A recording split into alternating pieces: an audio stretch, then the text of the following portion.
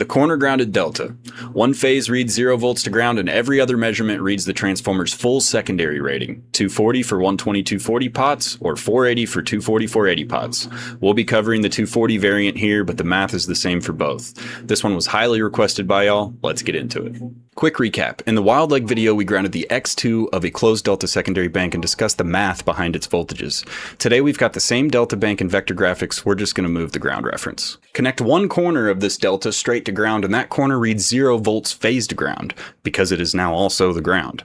This phase is now grounded and is now the singular neutral reference on this bank's secondary. There can only be one ground reference on a delta secondary. If you ground a second spot, you'll cause a fault. So now the big question: why does every leg read a full 240 volts back to that ground? Well, the phase to ground voltage is all about your phase's distance from your neutral reference, which is now sitting on a corner of the delta. And every side of this triangle is one full transformer with the secondary coils both in series. Phase to ground and phase to phase on this bank have the exact same readings because your ground and a phase are now the same point. You're measuring the same distance between both types of readings. And when I say you're measuring the distance between 2 points, think of those 2 points as what your voltmeter leads are actually touching. Land one lead on a corner and the other on the grounded corner, and you're reading straight across the full secondary rating of one pot. So why do we have this weird bank? Where does it come from? Well, go back 70 or 80 years and ungrounded delta secondaries were everywhere. 3-wire, 3-phase services with 240 or 480 and no neutral on the secondary at all.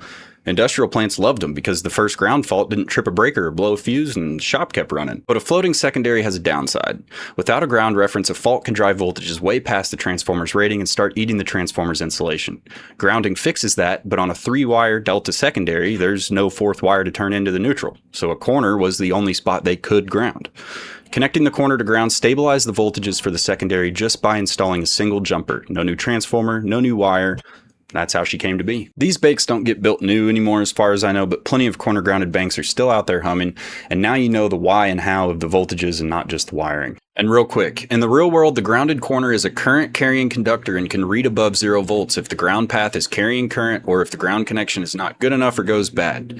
This is why we say even though on paper it reads 0 volts, it still needs to be treated as an energized phase. You can wire up both the 120/240 and 240/480 corner ground banks in my app, XFMR Lab. Go check it out. Stay safe, boys.